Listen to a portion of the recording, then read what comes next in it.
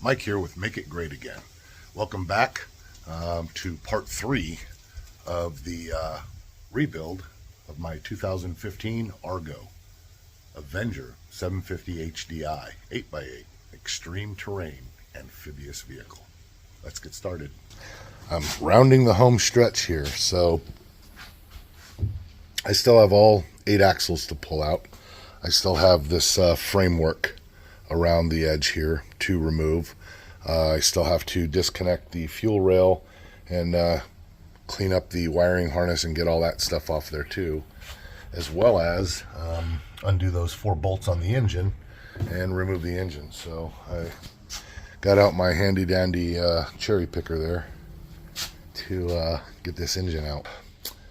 In order for me to remove the engine, I'm going to have to collect up all of this wire and fuel line and stuff like that. So I'm going to have to disconnect all this. So essentially I'm just going to disconnect the wiring right here and slide the wire out, and then disconnect or cut these fuel lines right here.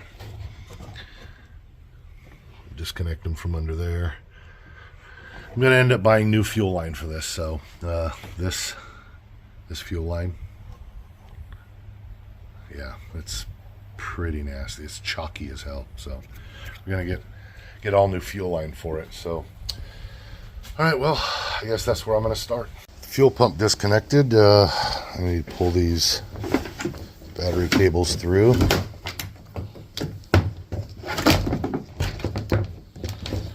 And disconnect. This is the switch for the emergency brake. And take all that away, or at least put it over here. Next, I'll drill out all these rivets to get this pan out so that I can see about getting the fuel tank out.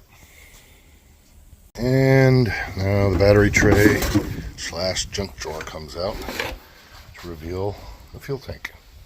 The fuel tank, you just rock it backwards. It's kind of held in by these rubbery friction knobs or whatever,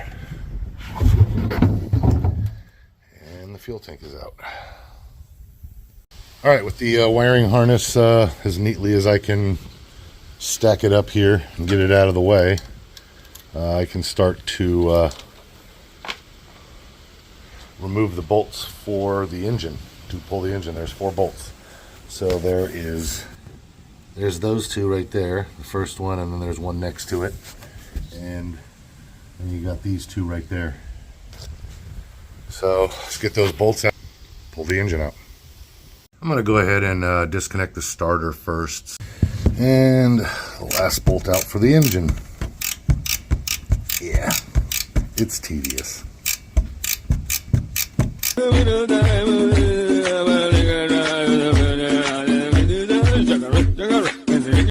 The engine removed now, we can definitely get to these front axles and expose a little more nastiness inside there. But yeah, I didn't use the cherry picker. My sons were kind enough to lift it out. Let's start pulling axles. I'm going to start by removing all 8 tires. We'll talk more about these tires when the time comes, but right now you can see the size of the tires. They are made by Argo. These are the AT 189 tire. 9-inch rim, 5 lug.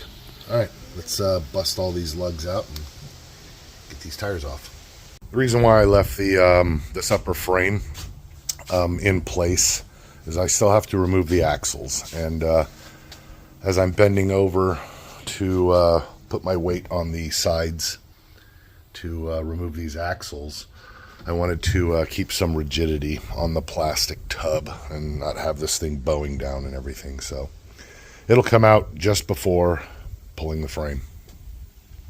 All right, with the tires removed, we can now look at these hubs. So you've got a bearing extension on the front here. Now these middle ones, they don't have these bearing extension on them. Just the front and the rears. Now on this particular model, they do have them on the front and the rear, but not all models of the Argos come with them on the front and rear.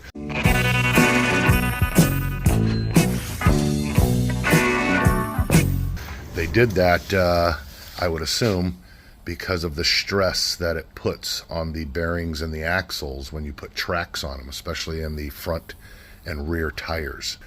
All right, so next we're going to start breaking these nuts and bolts free.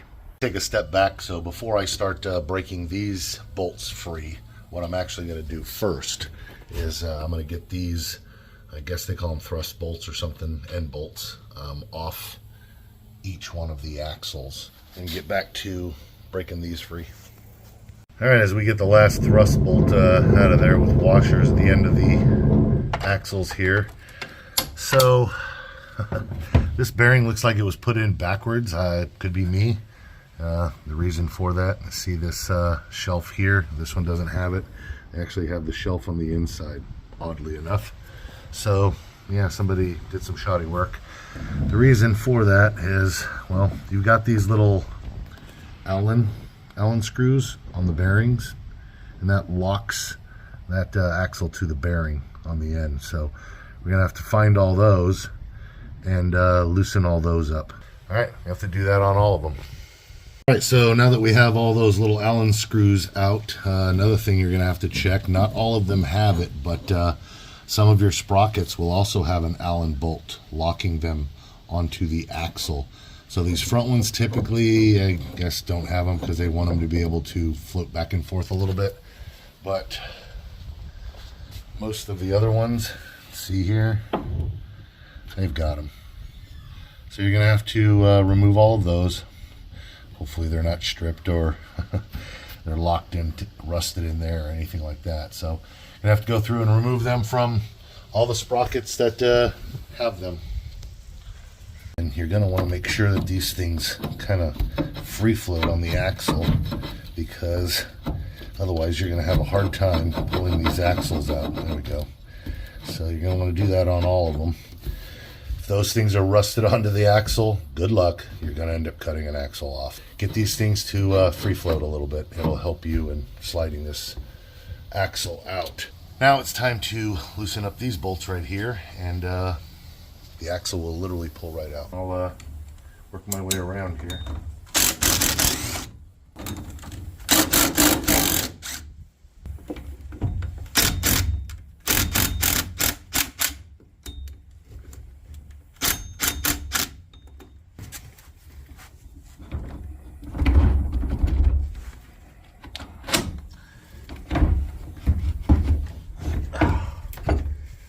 Perfect.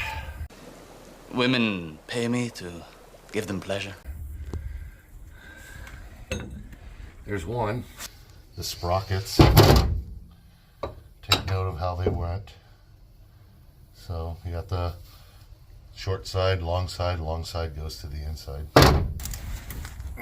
Alright.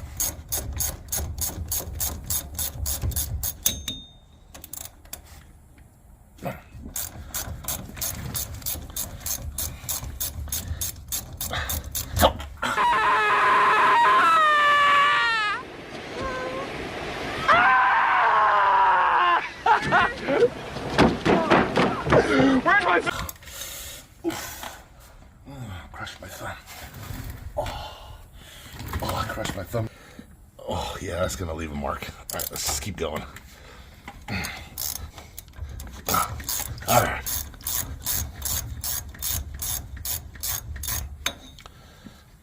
Oh, yeah, crushed my fingernail sideways.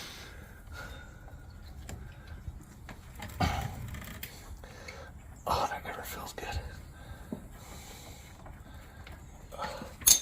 I'll bet you that darn thing's gonna bruise tonight. 14mm wrench.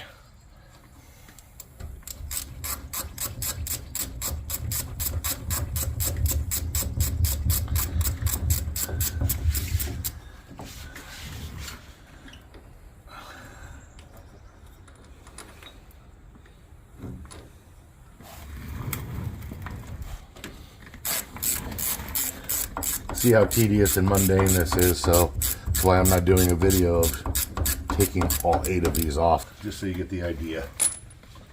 All right, now,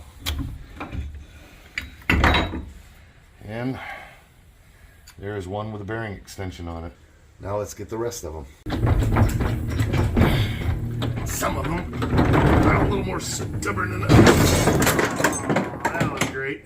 Now that all 8 axles have been removed, I can concentrate on getting this this upper body or upper lower body framework out of here. So it's just a bunch of these little nuts right here, and they are Phillips head on the bottom, and a bolt here and a bolt there to take off this crossbar that goes over the pedestal, which is welded to the frame.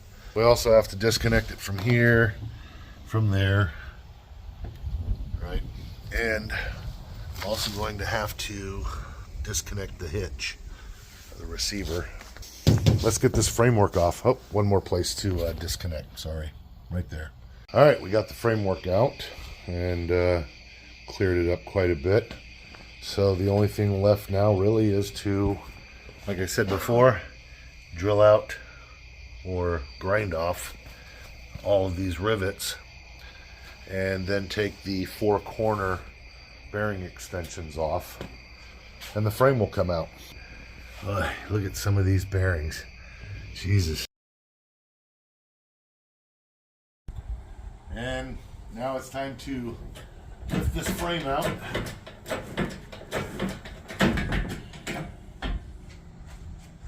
And it's out.